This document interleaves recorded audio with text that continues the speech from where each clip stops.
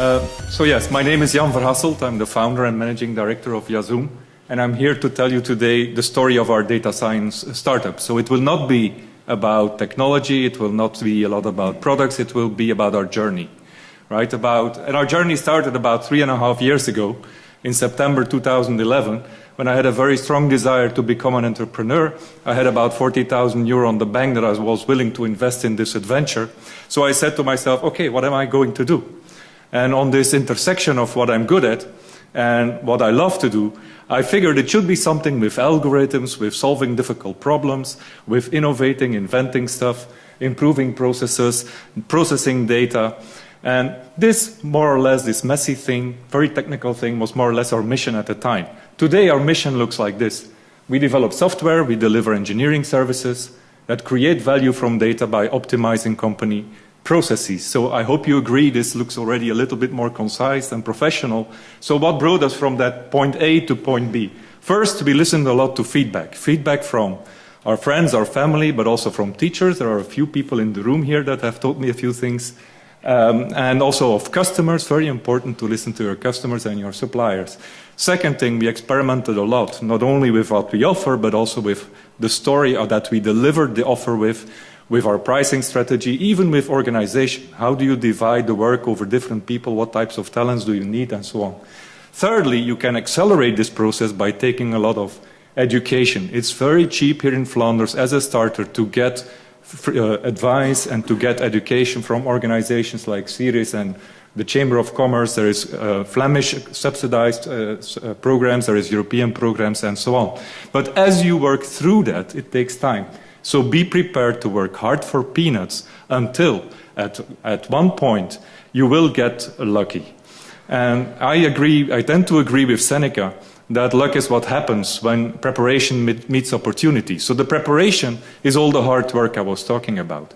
But when you do that well, sooner or later there will come an opportunity in the form of a potential customer, and the luck is when you can turn it into a real customer. And today we are happy to say we have some great customers, very big companies, very small companies, some knowledge institutes, and many more than what you see here. But it didn't come overnight. As you can see, the first year we didn't make a lot of revenue, right? This is when we were really living from peanuts. And the second year was okay. We actually made a profit, but the road was still bumpy. Only the last year we grow consistently and fast. And that also translates into the team, right? So very early on, David Verstraeten, who's from the Reservoir Lab, postdoc from the Reservoir Lab, joined Yazzoom, and together we have grown it into what it is today.